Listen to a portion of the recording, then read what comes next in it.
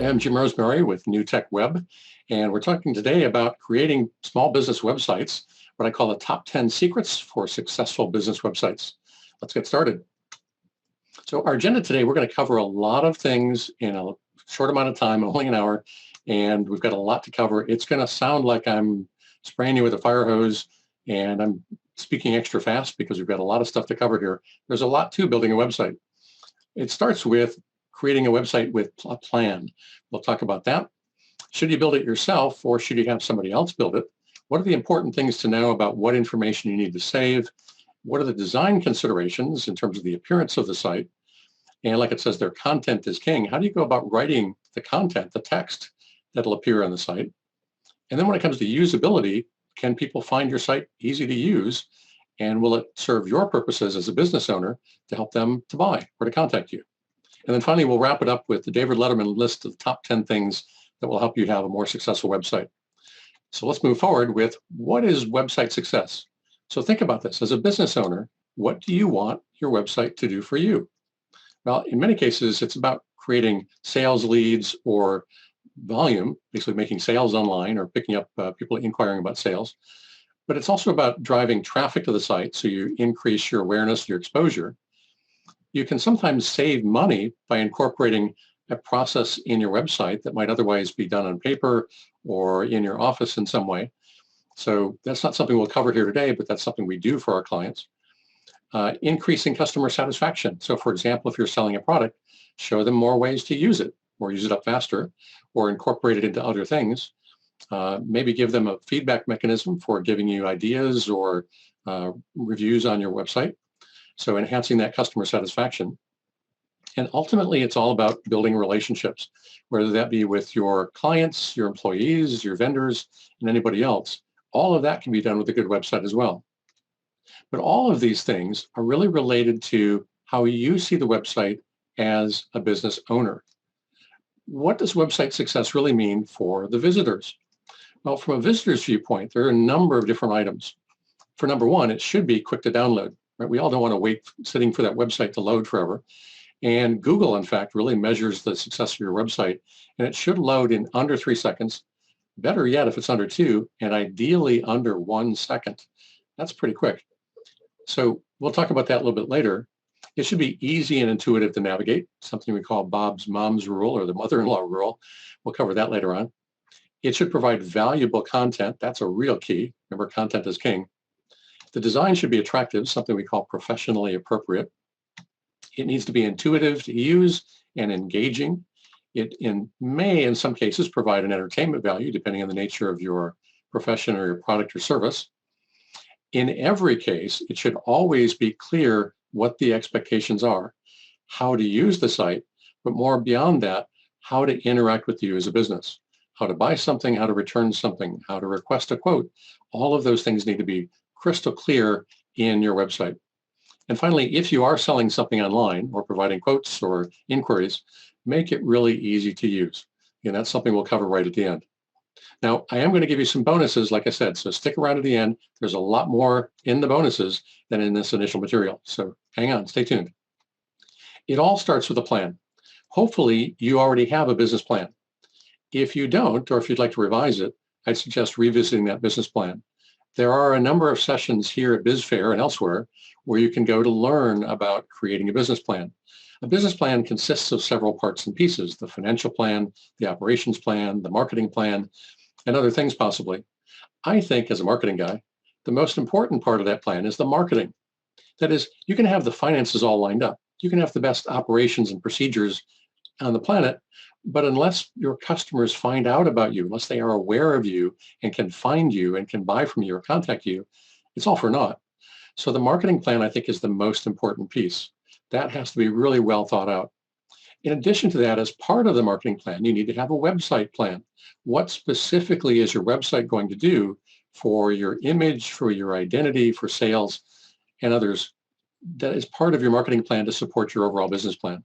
So that website plan is a real key ingredient, but you need to have all this planned out and thought through in advance before we ever start building the website. For example, you need to have a profitable business model. You need to make sure you'll be able to make money with your business, with your website, before you ever get started. We've consulted with a number of clients through the years that had some good ideas, but really when it came down to it, there wasn't much of a way that they could make money. If they're making 50 cents on a piece, you've got to sell a lot of pieces in order to make any kind of money. So make sure that your business model is profitable. We also want to analyze what works in the real world for you or for your competitors. If you're like most small businesses, you'll probably find that most of your business comes from referrals. So how do we incorporate that into your website? Do you even have a referral plan? That's the kind of thing to think about. What is real world success and how do we get there? We want to determine and create that ideal customer profile, not just who you'll take, who you'll work with, who you'll sell to, but who do you really want? What's that ideal client? The more you define that, the more specifically, the more likely it is you'll have to work with those people. We want to develop some long-term goals. We're in this for the long term for you. So when it comes to establishing long-term goals, what does it look like a year from now, 5 years from now, 10 years from now? Think about that as you go about building your website, because the foundation that you lay now with your website may need to change in a couple of years. So keep that in mind. And you want to establish an overall purpose for the site. What is it that you want the website to do for you? Should it just enhance your image? Should it simply be a matter of credibility if you're a consultant? People aren't buying anything from you online. They're just supporting their view of you. Or do you actually want to sell stuff or provide quotes on your website? Figure out what your purpose is before you get started. As part of that developing website plan, you again want to make sure that you have those objectives really clear, but you need to organize the information for your website. One of the simple ways to do that is take a Post-it notepad and on each separate piece of paper, write a separate topic that you want to include in the website. It might be each of your services. It might be blog post ideas. It might be different things about your company, your customer service, your privacy policy.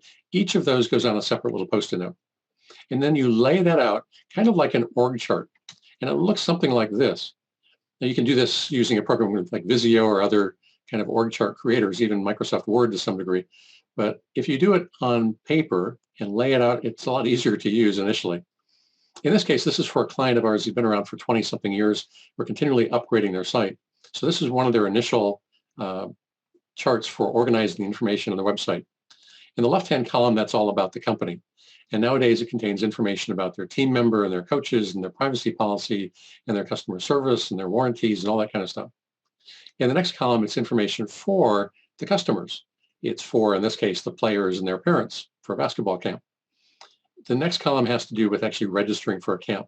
It's more information about what camps are available, how do you go about the registration, the cart, the checkout, that kind of thing, the order response.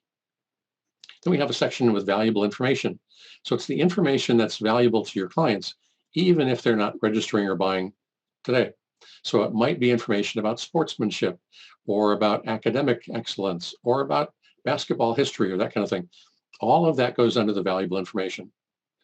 And then there's a frequently asked questions page. That's a pretty common page. And then the contact page. He has many more pages than that today, but that's a good starting point. And you may have to change or shift your map, your site map, depending on your business and your business model. So part of the development of a good website plan is figuring out what the design should look like. Again, we call this professionally appropriate design. We'll cover that more in a moment. We want to make sure that your content is clear and that it's all well planned out. Now you notice I have database there in parentheses. What does that mean? Well, not only are you writing the text that people will read, your product descriptions, your service descriptions, the About Us page, your warranty, your blog posts, other information, glossaries, and who knows what. All of that stuff is text that you'll write. But you also need, especially if you have a e-commerce site, you'll need to compile the database for your products. So you'll need to have a product title, a product number, ID, it's called a SKU number, stock keeping unit, SKU number. You'll need to have a description, a full marketing description, and maybe a short description.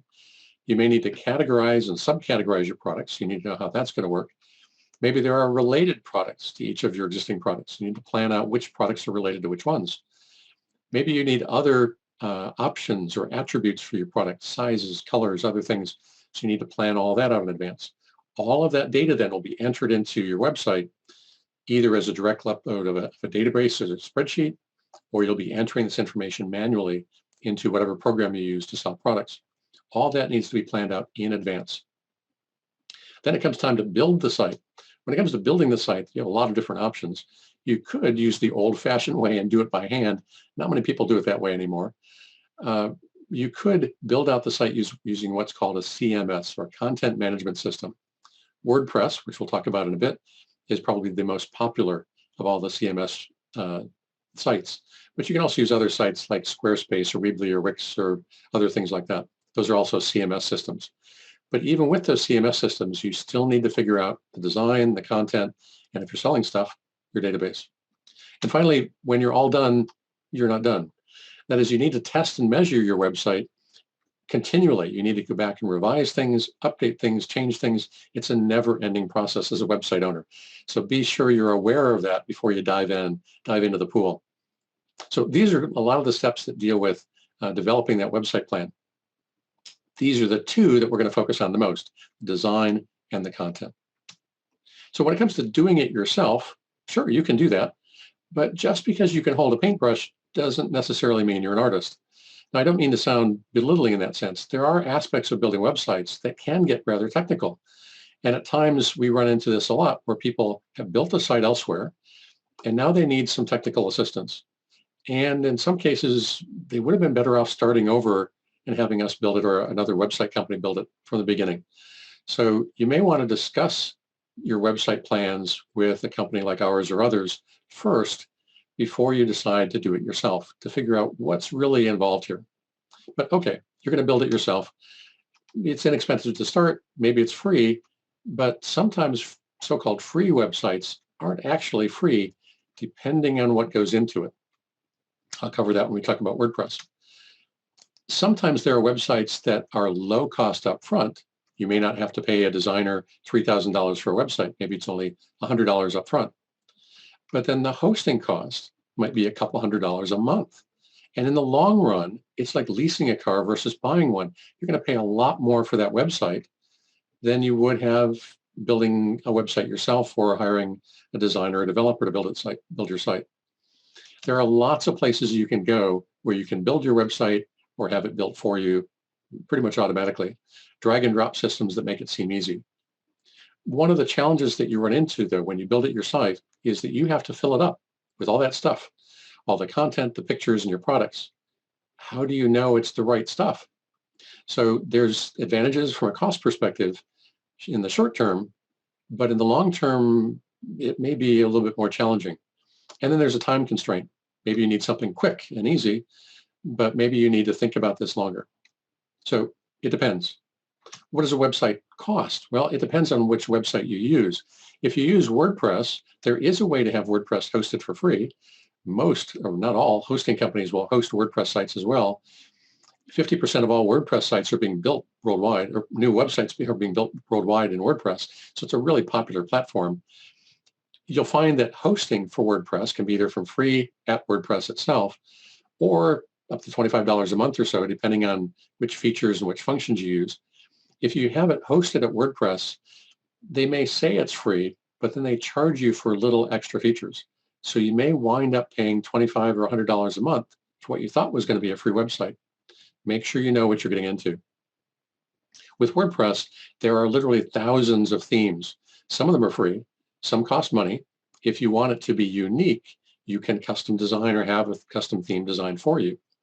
When it comes to themes, some thoughts on that topic. When you buy a theme, many companies look to a theme that matches their industry. If you're a plumber, you're looking for plumber themes. Well, I'm here to tell you, you don't have to do that. Some of those themes may incorporate features that are ideal for your specific business. If you're a restaurant, okay, a restaurant theme may incorporate online ordering or menus that would be handy to have pre-built. But for many businesses, having a theme doesn't have to match the type of business that they're in. We use a theme called Divi, D-I-V-I, very flexible, relatively easy to use, and especially lightweight, meaning the sites load quickly. So check out Divi, D-I-V-I. You got to go to elegantthemes.com. When you have a theme, keep in mind too that you want a theme from a company where it's really popular or long-lasting. If you get a theme from ThemeForest or WordPress itself, those themes tend to last a long time. If you buy one from an independent developer, be careful. We ran into a case recently where somebody bought a theme a few years ago.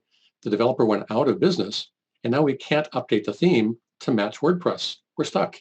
We actually have to rebuild the site from scratch. So be careful about the themes that you buy. When it comes to plugins, plugins convey functionality. They add functionality to your website. It might be for a form. It might be for searching and replacing content. It might be for any number of things in your website. So plugins are really handy.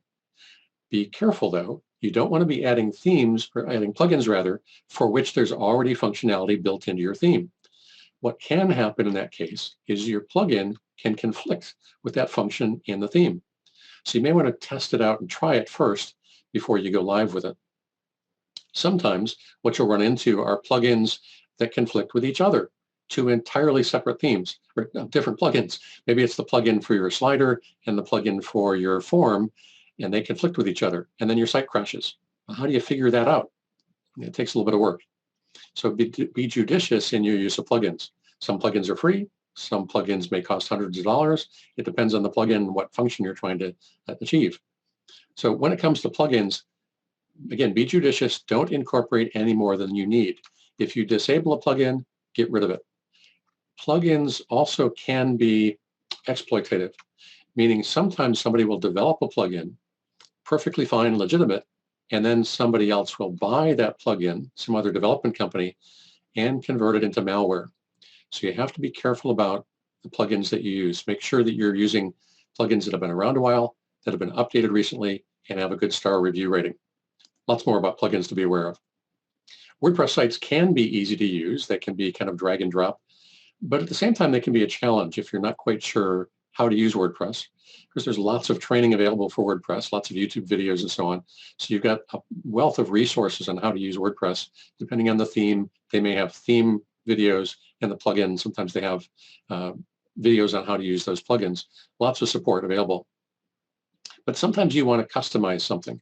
And we'll talk about little customizations we've done for some clients ourselves, that if you want to do the customizations, there isn't a plugin that fits, or you're trying to make something centered and you can't figure out how.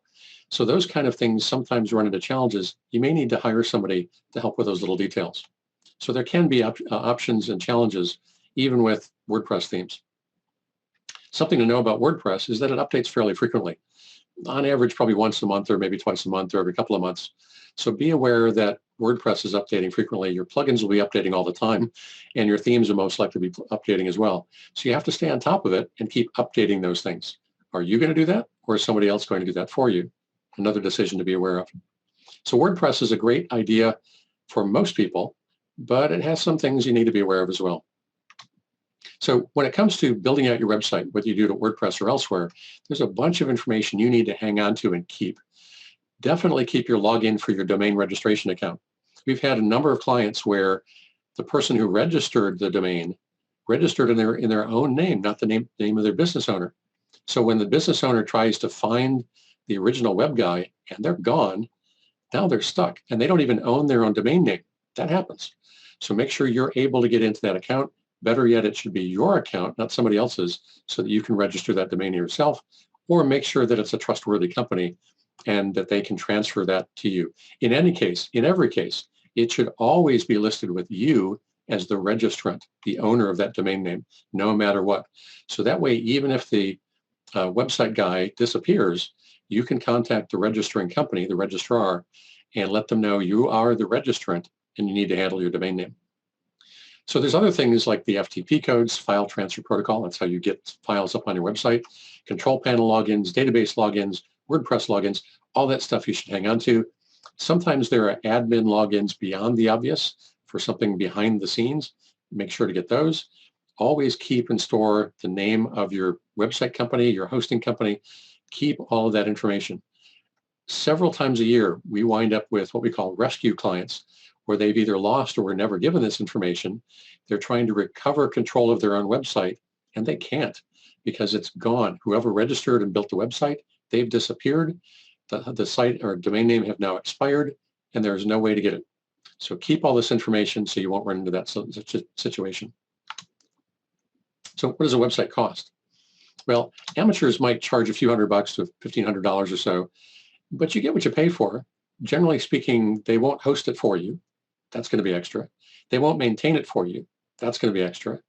They certainly won't be able to provide any kind of marketing consultation or business consultation. They won't write it for you. They'll expect you to write it yourself.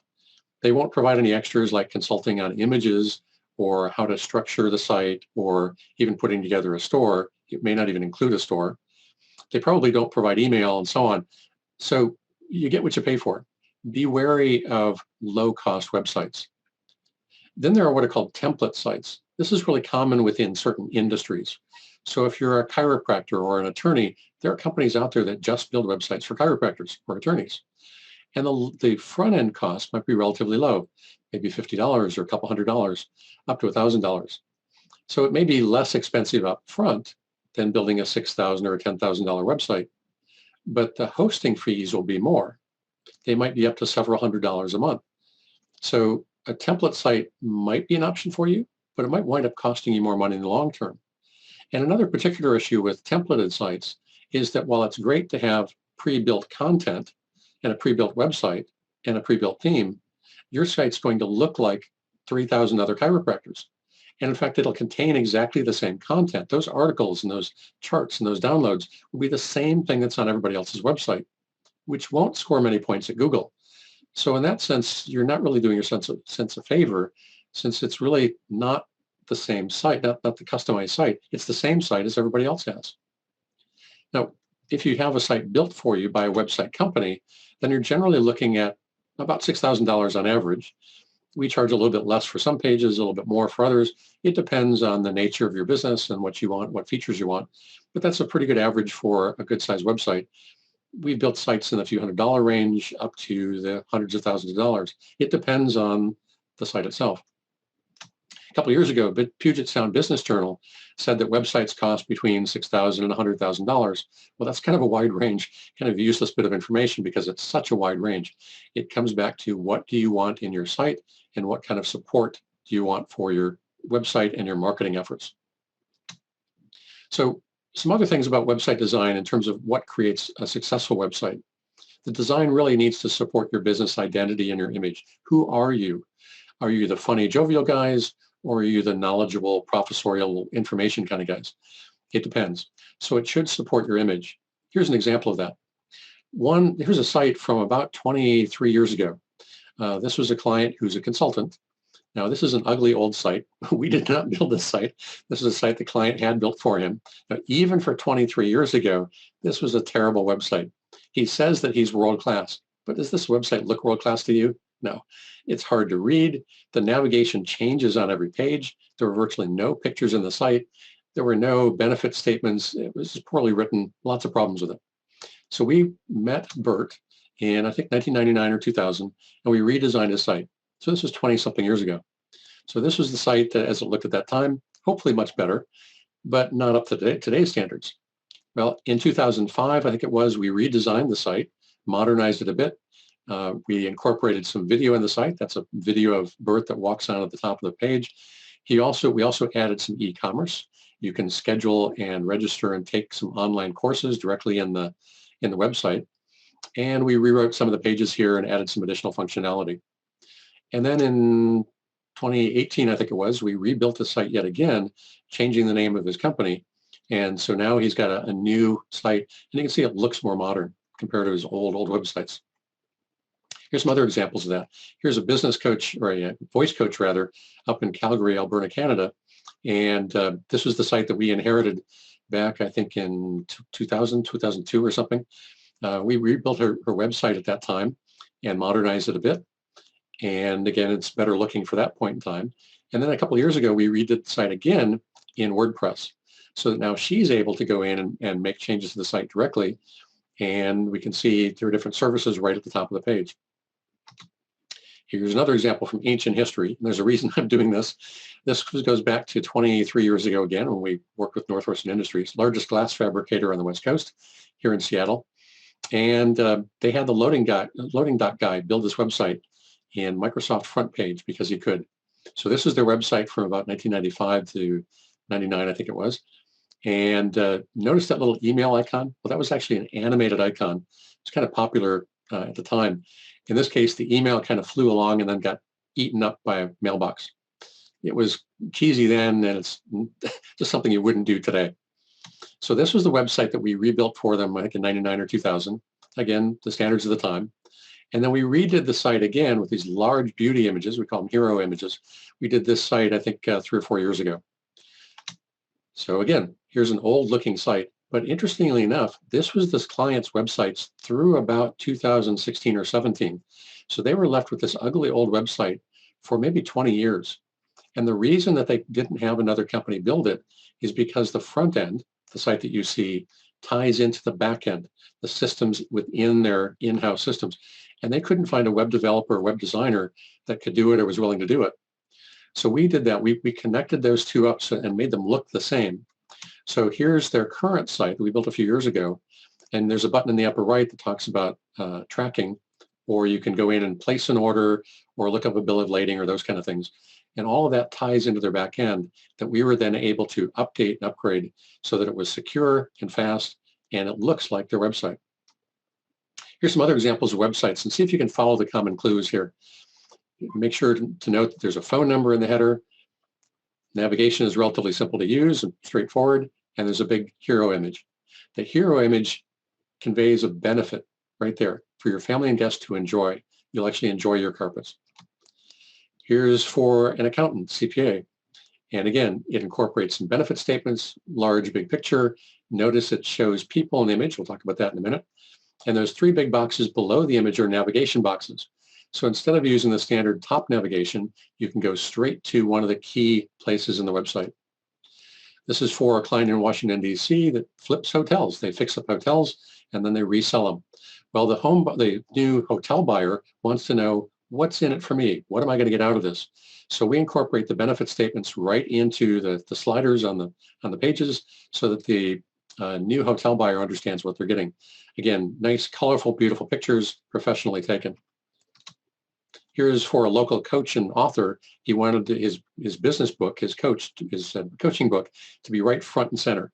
So we made it big and bold right up at the top, and so people can click on that and order his book. There's an audio clip right there from Dan, so he can tell you more about his practice and what he can do for you. A couple more examples. Here's a client who sells snack food products to convenience stores. Now, the site's nice looking. We did this about 5 or 6 years ago in WordPress, but we incorporated some custom features in here. Their drivers, all their employees, there's about 50 of them around the area, can log in behind the scenes, find out what the customers have ordered. They basically get a pick list and a route list for what products do they need to deliver to what stores today. So that's a kind of extra functionality that we can build into a site that may or may not be immediately obvious for you as a client. And finally, here's a client who's in the financial services field for cannabis retailers. And I think they're in something like 28 states now. They started out in 3 or 4 states back a few years ago. And you can see, again, that big, beautiful hero image and the benefit statement right there in the top, that they can have their clients pay with this system, and they don't have to worry about cash, and they can't take credit cards. Behind the scenes, there's a whole merchant application system that's quite involved and has been evolving over time. We're continually working on this, adding new features like encryption, and as states change their requirements, we have to make those changes in the background too. All of that has to be incorporated into the design to make it easy to use, whether you're a merchant filling out a form or a customer applying for a card. So the design goes way beyond just making it look pretty. Some other considerations when it comes to the design, you have to choose your color palette. There are color palette pickers online, so if you Google color palette, you'll be able to find lots of advice and help. What I would suggest is that you have a primary color, and that you have 3 or 4 secondary colors or supporting or accent colors. For instance, you might have blue or teal as your supporting color, but you probably wouldn't want to have a secondary color of red. Red and blue kind of contrast, and they kind of fight for dominance. So to support blue, you might want to have a light gray and a dark gray, and maybe a gold color or a light green color or something that matches with your color palette. When it comes to fonts, it's another consideration. Don't use too many fonts on any given page. When it comes to fonts, my suggestion would be to download the font and upload it into your website versus using online fonts. For instance, you can get fonts at Google. Great, they're free, but it might slow down your site a little bit because your website visitor is having to go get the fonts through their browser, and it takes a little bit longer to do that. So download the fonts and incorporate them directly into your website. Make sure that your fonts match your identity. If you're a steel or rebar company, for instance, you probably don't want to use script fonts, which are hard to read on a phone anyway. Definitely never use Comic Sans for any reason. That's an inside joke for designers. And make sure, again, that they're readable, especially on a phone. When it comes to your layout, what's above the fold, what's on the initial screen is the most important thing. So make sure that your hero images are there, or that your special offers, or especially your benefit statements, all those are above the fold. Figure out how you're going to lay out multiple columns. I would recommend that you have no more than 2 columns on the desktop, and that everything on a phone be 1 column. Many themes and templates will do that automatically. Some, it might be a little tricky to do that. So you have to make sure you plan for that in advance. Think about the customer preferences. I understand you want to make the site look nice in terms of your preferences, but in the end, it's not actually about you or me as the designer. It's about what your customer wants, what your customer thinks is professional. And that you really have to look at your website through your customer's eyes. And there are 2 other components to that, something called the user interface, how they actually navigate through the site, what it looks like to them in their browser or their other devices. And then the user experience. That is, do they find it easy to use? Is it fun? Is it exciting? Is it full of information? All that kind of stuff. So that user interface and user experience, something to look up online, UI and UX. So those are some other considerations for the website. Beyond that, more stuff to know about website design. Yep, it needs to support your business image. We said that. Again, consider the visitor expectations. We said that. But when it comes to the download time, that's a key ingredient for Google. Remember, we want to get that down to under 3 seconds, ideally under 1 second. Most of the time, when we're dealing with a website we didn't build and somebody wants to make it load faster, they've called us in to make the load time faster. There was a restaurant down in San Diego area that was taking 15 to 30 seconds to load. Oh my gosh, nobody's going to wait that long. We got it to load in under 3 seconds. And one of the primary ways to do that was to pre-size and optimize and scale those images that are showing up on the homepage and other pages. What I mean by that is when you scale the images, make sure to upload the image to fit the space it's intended to be in. If it's going to be a sidebar image that's only 300 pixels wide, don't upload a 2,000 pixel wide image. It's going to take a lot longer to download. When you optimize the image, you can do that in Photoshop, that is reducing the file size of the image. But I would recommend that you go to a website called tinypng or tinyjpg.com. Either one of those 2 websites, you upload your file or files, and then it optimizes them. It crunches down the file size. And for the most part, you can't tell the difference in terms of the picture quality, but the file can be considerably less. It can be half the size, or maybe the 1/10 of the size. We commonly find that it shrinks the file size down to 1/4 of its original size, which means your page is going to load faster. So in optimizing the images, that's one thing, but you also want to optimize the code behind the scenes. There's a great little plugin for WordPress sites called Hummingbird. It's got its quirks. It can cause problems with the cache, that is the stored files in the website, but it's a great way to optimize, to minimize, or what we call minify, the JavaScript, the scripting, and the CSS, the styling behind the scenes to make your site load faster. Keep in mind that form follows function.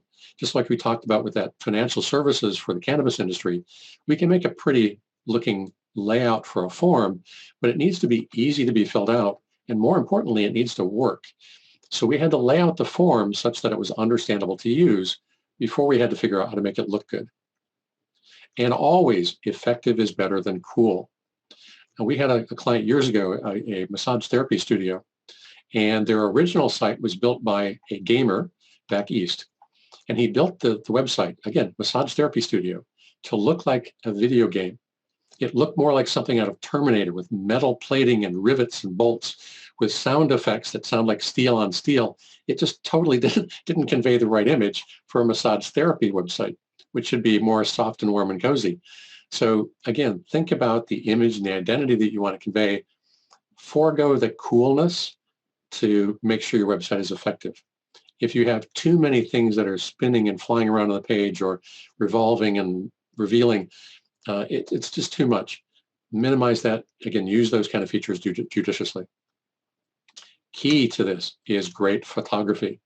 When we ask people to point to websites that they are well designed, they almost always have great looking photos. That's the real key. It's not the design. It's not even the template or layout in many cases. It's the photography. So let's look at a couple of examples of that. Let's imagine that you go to a restaurant and you look in the window and there is nobody inside. Does that make you more or less likely to want to go in? The same thing applies to your image in your website, your photos. The photo on the left is for one of our clients in South Center in Tukwila, Washington. And the photo on the right is that same restaurant, same room, but full of people. Which one is more inviting? Yeah, I thought so. So think about that, whether it's an office space or a product or a service, show your workers installing that roofing. Show somebody applying that skin cream. Show people in the picture. That's a key to making it feel real. There's something else when it comes to photography. You can hire a photographer. It may cost you $500 or $2,000 to hire a photographer. Maybe that's not in the budget, so you use stock photos. And okay, we've got somebody in the picture, but it's just some hands. It's kind of obtuse as far as what's actually happening in that picture. We can't get a feel for the business in that sense. And when it comes to stock photos, you might go to someplace like dreamstime.com or 123rf.com or bigstockphoto.com. Those are some of the companies that we use, and pay $3 or $10 for a photo. Be wary, though, of going to places that offer free photos, like unsplash.com. You can download free photos and stick them on your website, but you may run into copyright problems with those photos. For example, did you know that photos of the Eiffel Tower at night showing the lighting are copyrighted? It doesn't matter who took the photo, even if you took it yourself. The lighting on the Eiffel Tower is copyrighted. So we try to protect our clients from those kind of issues by using what are called royalty-free images. They're not free pictures, but that means you don't have to pay royalties for those pictures later. Getting back to the images on the screen, though, the one on the right-hand side is for one of our clients. She's a CPA. And we had a professional photographer come in and take the picture. We wanted to convey through the entire website that Debbie and her staff are easy to work with, that they are friendly. When you look at that friendly face, it says that. And in fact, the people in the foreground, you can even see the smile on the face of the woman, and even the man kind of intimates that with his expression or what you can see of it. So we wanted them to convey that it's easy and fun to work with Debbie. You don't normally think about that when you think about CPAs. So whatever the image is, you want that to be conveyed in your photos. Remember, a photo is worth 1,000 words. You just want to make sure it's the right words. So when it comes to photography, that's really important. But there are other factors. So when it comes to websites, we always want to make sure that your site is mobile friendly. Well, if you have another company build it, it should be. If you have a CMS like WordPress or Wix or Weebly or Squarespace, it should be automatically. But you might want to check that. We've seen cases of websites that were built by other companies or one of these CMS services or sites that turned out to be, they would pass the test, but they contain lots of problems. And if your site is old, if it's more than a few years old, it might not actually be mobile friendly. So how do you know? Well, first of all, I need to point out that more than half of the traffic these days is coming from mobile devices. You can notice the curve is starting to flatten there.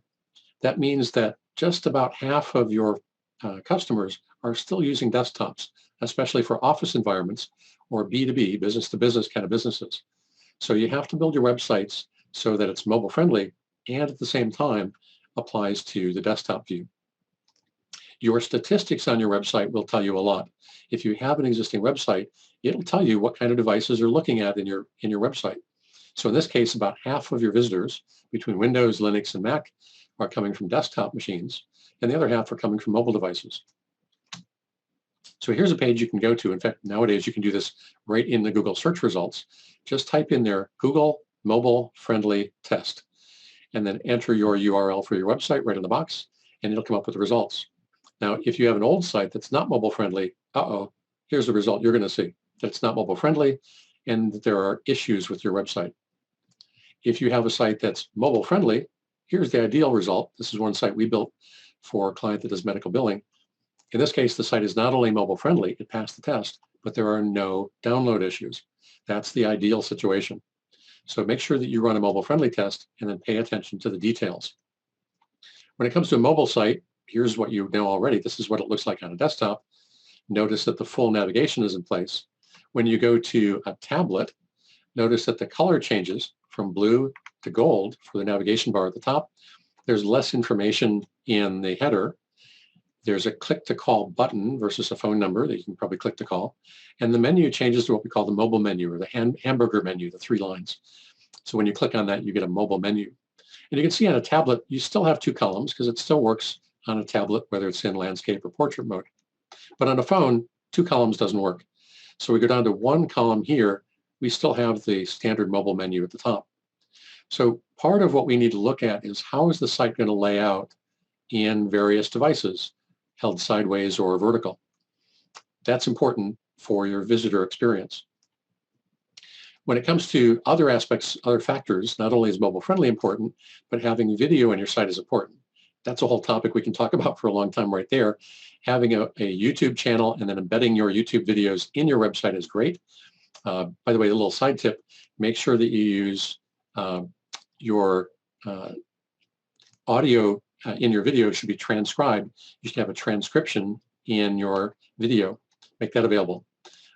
Make sure that your video, if you do it yourself, is uploaded to your site and is readily available. That doesn't have to be professionally produced. You doing your own video with your own phone could be just fine. But video does help with search engines. It also helps really show that how real you are, helps communicate with your visitors. People will watch a video for 2 or 3 or 4 minutes, but they won't read for that long. When it comes to social media, obviously your link should be there. If you're a B2B business, maybe you need a LinkedIn page, but not so much a Facebook or Twitter feed. If you're a B2C business, business to consumer, you probably should have a Facebook page and maybe even a Twitter feed, maybe Pinterest or Instagram or something else. Those social media icons should be in your site. The site should be secure. In most hosting companies, that should be automatic and free. If your hosting company is charging you for a secure site, talk to me. We offer that for free. And most hosting companies do these days. The site needs to be fast loading. It goes beyond what you build in the site. The servers also need to be fast. Make sure, no matter where it's hosted, that the servers are capable of something called HTTP2. It's basically HTTP, Hypertext Protocol version 2, and that helps speed up the delivery of your website. Something that is a little technical, but I want to mention it here, is something called structured data. Google, for one, is very good at guessing what's on your website, but they're not so good at knowing. If you're selling a product, for instance, they can guess that it's a product for sale, but they may not understand what category it's in or what the features are or what the price is, even though you've got a price visible on the page. The structured data is information behind the scenes that tells Google and the other search engines what it's all about. So if you're doing a seminar, the structured data might show the title of the seminar, the location of the seminar, the event of the seminar, who the speaker is, what are the hours, and a lot more. And in that way, you're helping Google to understand exactly what the content is about. They don't have to guess. Structured data is important for Google to get better search engine results. You may also have a blog, which means now you have timely and newsworthy content. So make sure if you have a blog that you categorize it and make full use of tags. Those are, again, ways that Google can help understand your content. That will make your content be a lot better, not just for Google, but for visitors to your website. Think of your website as a publishing outlet, not as a marketing brochure. And with a blog, you're constantly giving them a fresh stream of new information. More about that in a minute. Make sure you have consistent name, address, and phone number, not just at Google or not just on your website, but across the web. It's actually a service that we provide called Premium Listing Service that makes sure that information on a month-to-month basis is consistent everywhere you go across the web. And there's a lot more that we can talk about with website, but these are some of the basics to help your website be successful. Now, when it comes to that name, address, and phone number, I want to mention we offer a little free scan for you. Feel free to do this. If you go to my website, newtechweb.com/scan.htm, again, newtechweb.com/scan.htm, enter in your contact information, your address and phone number, and then run the scan. Hopefully you have no or very few mistakes. If that's the case, that's great. But if you've been in business around a while, and you've moved locations, or if you're a brand new business and you never had a website before, you may wind up with a lot of omissions or missing information or errors. So in that case, we can help you get those, get your name, address, and phone number to be consistent across the board. No matter who does it for you, you make sure that your name, address, and phone number is consistent. The most important key, though, above everything we've talked about here, is content. How do you create content of value? First of all, why should you? It establishes you as the expert. The more content that you provide, the more of a resource that you are. It's a way for you to differentiate yourself from your competitors. You don't simply take the time or spend the money to do it. You can write the content yourself or have a writer write it for you. It doesn't matter. What's important is that it be original, that they be your words. The more new content that you have on the website, the larger your website, the more areas and topics you have on the website, the better it is for all, for the search engines and for your visitors and for your marketing message. It enhances that visitor experience. People will be left with the idea that, wow, you're a great resource. If I can get this much just from looking at your website, imagine if I bought your service or bought your product or worked with you. It creates an opportunity to provide that relationship building. So when you build a relationship, it could be with your own employees. Maybe you feature Employee of the Month. Maybe you offer a special product and feature a vendor. And maybe you provide Customer of the Month or extra customer tips or customer service venues. Give them different ways to interact with you. Help them feel welcome. Lots of different ways to create interactivity there as well. What I mean by interactivity is maybe filling out a form. That's a simple one. Or maybe something as complicated as a game. Years ago, we created this site. This goes back 15 or 20 years now, where we built a game for the largest kiwi fruit distributor in North America. We were at a marketing meeting with them, and they said they wanted to make sure that eating kiwi fruit conveyed a certain message, a certain marketing message. I'll tell you that in a second. So we created a game, and you might be able to see the little guy standing next to the pickup truck on the bridge. Well, kiwi fruit are from New Zealand, where bungee jumping was created. So when you hit your space bar, the little guy jumps off the bridge, bungee jumps off, and he snags a kiwi fruit, if you're lucky. So it counts how many jumps you made, and you score your points, not just in numbers, but in nutrition, your vitamins and your nutrients. So what this tells the user is eating kiwi fruit is fun, the game, and it's nutritious. It's good for you. And that was exactly the marketing message they wanted to convey. So think about your marketing messages and style your interactive features, if you have any, to convey that marketing message. If the site is full of content, it allows you to cast a wider net in search engines. That is, you'll have more topics on your site. A great example of that is to take your services page, and you might list 5 or 10 of your services there, and split it apart into separate pages. So you might have a separate page for each different service that you provide. By doing that, you can laser focus in on that one service. Maybe a customer doesn't need all of your services, and they're looking for just one of your services. By doing that, it makes it more identifiable to search engines and to your visitors that that's the page all about that service. So make sure that you do that. Have more pages on your site for resources, glossary, facts, articles, blog posts, downloadable videos, downloadable PDFs, other content of other kinds, audios and videos. The more stuff you have on your site, you become a much bigger target for the search engines, and you become more enjoyable for your visitors. Again, that stickier site, the site that people arrive in and want to stay in, and they don't just hit your site and leave, is a good thing. So when I say sticky and staying in your website, here's an example of that. If you've ever been to a casino, on the outside there are lights, lots of doors, lots of ways to get in. But once you wind your way down to the gaming floor and you turn around, you don't see the doors. You see other gaming tables and plants and waitresses and other people, but not so much the doors. The metaphor here is that you want to give yourself a lot of ways to get into your website, a lot of ways to navigate around your website, links to other pages throughout the site, but not so many ways to escape. That is, if you provide a link to an external website, maybe an association you belong to, or another helpful resource that you're linking to, that's fine. But make sure whenever you provide that external link that goes beyond your site, do it in a different tab or a different window. So your web designer, web developer can help you with that. So we talk about content a lot, but what is good content? Well, it's content that's well written, that is, grammatically, syntactically, that kind of thing, but that it's written for your visitors. It helps support your company messages, yep, and it's important for search engines to be able to crawl your site and understand what your site is all about. The subject of the content should be timely. It should be of interest to your visitors. It should not just be a commercial. Remember, for instance, if you went to a TV show and it was 50 minutes of commercials, and 10 minutes worth of show, you probably wouldn't watch that many episodes. So instead, you want to use 80% or 90% valuable information and only 10 or 20% selling. So it really should be that valuable resource and not just a commercial. And keep it updated. Here's an example of that. One of our clients is a lighting provider, but both the installer and the distributor of different lighting products, commercial lighting products. And when the shutdown happened, the coronavirus lockdown, well, that really hampered their business because they couldn't get out, they couldn't go in different locations.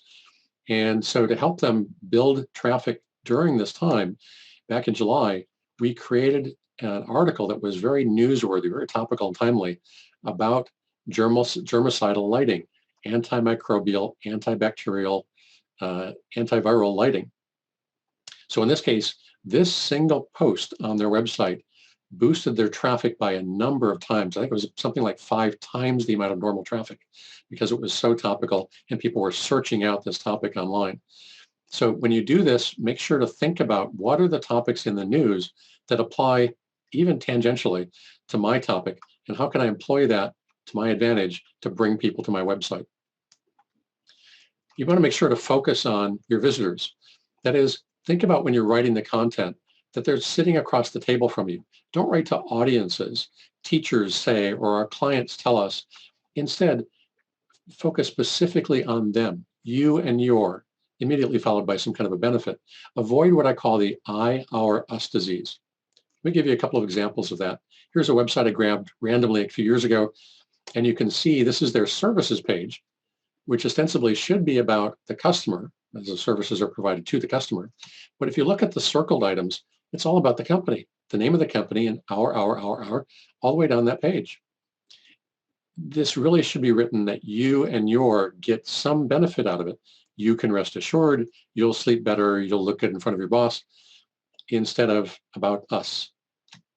Another example of that, this is from a massage therapist. This was on his about page. Well, the about page should be about you, shouldn't it? Well, yeah, but it also should be about what you do for people, what they get out of that interaction. So instead of this, that basically shows I all the way down the page, write sentences with you and your. How does somebody benefit by your degree or your experience or your knowledge? So that's what you want to build into all of your content. What do people get out of working with you or buying your service or product? So it needs to really focus on the visitors. The benefit statements are important. When I talk about sales, I say there's really three key things to selling anything: benefits, benefits, and benefits. Make sure that all of your pages, especially in headlines, convey benefits. Make sure all of your pages in your site have some kind of a call to action. Get them to do something. It might be tell a friend, give us a referral, download a page, watch a video, fill in the form, buy something. Make sure that everywhere throughout your site, you're always telling your visitors, do something. Call them to action. When it comes to writing the content, how long should it be? Well, ideally, every page, every post should be 600 to 1,000 words. That seems like a lot of words. Well, it will be if it's not well organized. So you have to make sure it's organized into sections, bullet points, headings, subheadings, diagrams, pictures. All of that will help convey the meaning and not just make it boring to read. Have at least 300 words on every page. Even a product description should be a couple hundred words. So make sure that you err on the side of longer is better. I'll give you a tip on my website later. I'll send you that link for a great book in terms of writing content. It's called The Ultimate Sales Letter. More on that later. Make sure you incorporate keywords or key phrases in your website throughout, in the title tags, in the headings and subheadings, and throughout your content. There's a real art to this. It shouldn't be any more than about 2% of the time that you do this. So if you have a keyword and you have 1,000 words on the page, it should only be mentioned about 20 times. If you have a key phrase, about the same. You want to make sure those at the beginning of paragraphs or in subheads rather than at the end. Also make sure to embed location names in your site. So if you're a painter and you service South King County, list the cities in South King County. Don't just say we service South Puget Sound or South King County, because nobody searches for that. They'll search for Kent or Auburn or Des Moines, but they won't search for South King County. So use the words that they search for. In many cases, Google will find those words and they'll index them. So even if somebody on a phone says painter near me, Google will understand which cities are near you because of your phone, because of GPS. So use those location names. That'll help you build your site better.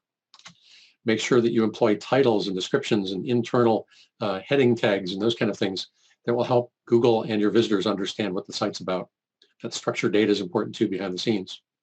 Make sure that you have links to external sites so that you're a good resource and that you have links throughout the site pointing to other pages. One key example of that is if you have a blog post that talks about uses for your product or industry terms or newsworthy events, how does that relate to you or your service or your product? Well, you want a link or a statement in that blog post to point back to the product detail page or to the service page or something on the about page when you're talking about your association. So always link between different pages. And that again helps Google figure out what your page is about, makes your site a lot more usable. Here's a site that we built a few years ago for a client, a snack food distributor up in Alaska. It's an e-commerce site. You can place items in the cart, but you can't buy them. Instead, in this case, you can place items in the cart and then request a quote because they're like commodities. The prices are changing all the time. But what if you are selling online? What are some of the key ingredients to selling online? First of all, you want to make it easy to buy. You want to make sure that your site is effective and it's easy to figure out how to find the products. They're in categories. The descriptions are full. Maybe you have videos showing you how to use a product or install it. Make sure that you have a wealth of information about the products, not just order one. Make sure that you offer multiple modes of contact. Some people would prefer to call. Some would rather email. Some would rather fill out the form. Frankly, I don't care. I just want them to get in touch with you. So give them all of those options. At the same time, give them multiple ways to pay you. If they use PayPal, great. If they want to use their credit card, great. If they want to send you a check, great. Whatever works for you, it doesn't matter how they pay you as long as they pay you. So give them multiple modes of payments, multiple methods of payment. The more you offer, the more likely it is that they'll be willing to buy from you. And provide some kind of extra value. If you sell a product or service, give them something for free. For instance, we're working with a Montessori school that's working on building up a coupon booklet. It's to the piano teacher or the kids' clothing store or the local kids' gym. And the Montessori school is doing the legwork to put together the coupon packet. But once they put this together, that is, if you come in for a free tour, to schedule a tour, even if you don't buy anything, you get this coupon packet worth $500 just for scheduling a tour. It's well worth it. It acts as an incentive. But forever after, it doesn't cost them a dime because all of the offers are coming from other businesses. So that's one kind of way to provide value without taking money out of your pocket. We can help you with that kind of thing too. You want to incent some case of urgency here, some sense of urgency. There's only 9 left in stock, or you better book our time today because I only have so much time in November, or the season is ending, or the manufacturer is closing out this line. Give them some reason to place the order now, or in many cases they won't. They'll set it aside, they might even bookmark you, and then they'll never look at you again. So give them some sense of urgency and reduce the risk. Either give them a guarantee or a product return. When it comes to guarantees and warranties, my suggestion is to go beyond the manufacturer warranties. Let's say you're reselling a product that's got a 30-day warranty. My suggestion would be to give a 60-day, 90-day, 1 year, or even a lifetime warranty. What I've found in general, is that the longer the warranty period that you provide, maybe money back guarantee, is that your returns will go down. The number of returns goes down. The reason for that is they'll either forget about it, they'll have used it up, or they kind of feel guilty. They've used it for a year and now they don't want to return it. So offer some kind of guarantee. Remember, it's called risk reversal. You're reversing the risk. You're putting the risk on you, not the person who's buying from you, who may not know you. And finally, and most importantly in this case, ask for the sale. It's similar to calls to action. Ask them to buy. Ask them to add more. Ask them to buy a second one. Ask them to get it in a different color. Ask them to schedule in advance. Ask them to tell a friend. Ask them to write a review. If you don't ask, you don't get. That's a key lesson for business in general, and especially for websites. So the last couple of things here. What are the steps? Again, we've talked about a lot of things. You want to plan out your site according to creating a site map and beyond. Organize the information in your site so that it makes sense. Design it so that it looks professionally appropriate. Write the content so that it's a wealth of information. Build out the site, if you're using a content management system or otherwise. Market the site, something that we'll talk about in another seminar that's available on my website. Search engine optimization, search engine marketing, Google Ads, and so on. You want to continue to test and revise your website forever. It's a never-ending process. Your website should never be done and finished. It's a never-ending process. So here are those top 10 tips that I promised you, and then right after that, the bonus. So again, start with a purpose and a plan in mind. Be willing to test your website. Figure out what works. Benefits, benefits, benefits. All of the content in your website should convey benefits for your product or service. Again, it should have a professional design, well-written content that's a wealth of information and valuable to your customers and your website visitors. The website should be visible.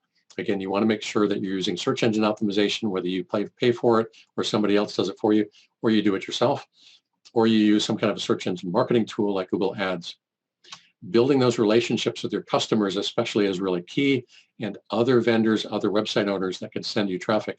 That's another good ingredient. Make sure that you reduce their risk. It could be through a guarantee or some kind of special offer, or just having your customer service policies available online and a privacy policy. That's key. Make it easy to use your product, easy to use your website. Make sure it's easy to buy from you, easy to return a product if that's something you offer. Make sure it's simple and easy to do business with you in general. And finally, once again, ask. Ask them to download. Ask them to give you a referral. Ask them to buy. Ask them to do whatever it is you need them to do. Ask. So with that, we've got maybe a couple of minutes here for questions, and hopefully you've been putting questions in the chat all along. If you do have questions, you can call me. You can email me at any time, jim@newtechweb.com or 253-639-3165. And as a bonus to you, the other couple of seminars that I normally teach at BizFair and some extra downloads are available on this website. It's not available to most people who get our website. It's only to BizFair attendees. newtechweb.com/BizFair. Again, that's newtechweb.com/BizFair. I hope you got a lot out of the seminar. Look forward to hearing about your website success, and I appreciate your time. Thank you.